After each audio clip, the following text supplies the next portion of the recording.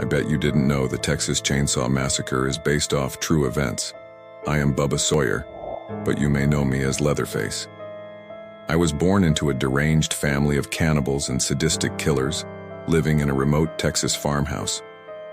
My mother was a quiet woman, but my father was a monster.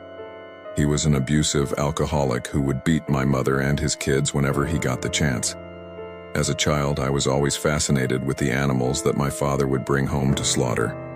I would watch as he killed them, and I felt a strange sense of satisfaction. I didn't realize it at the time, but that was the beginning of my descent into madness. One day, my father brought home a chainsaw. It was a massive tool, and I was in awe of it. I begged my father to let me use it, and he eventually gave in. From that moment on, I was hooked.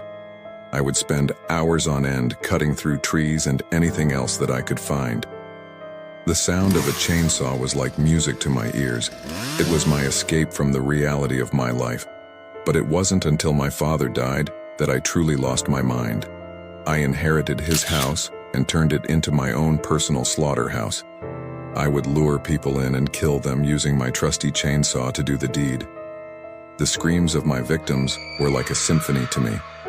One day, a man named Kirk entered my home to barter for gas. I attacked him with a hammer, killing him. A woman named Pam came in after him.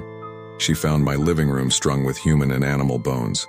I grabbed her, impaled her on a meat hook, and dismembered Kirk's body with my chainsaw as Pam watched.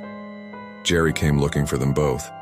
He found Pam's nearly dead spasming body in a chest freezer. I killed him with a hammer. Later that night, I ambushed the two surviving friends, Sally and Franklin. I killed Franklin with my chainsaw. I captured Sally and brought her back to the house.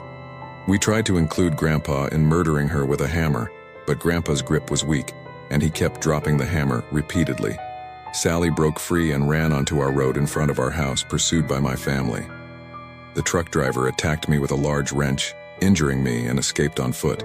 Sally, covered in blood, flags down a passing pickup truck and climbs into the bed, narrowly escaping me. I was so angry I let her get away. My family won't be happy about this.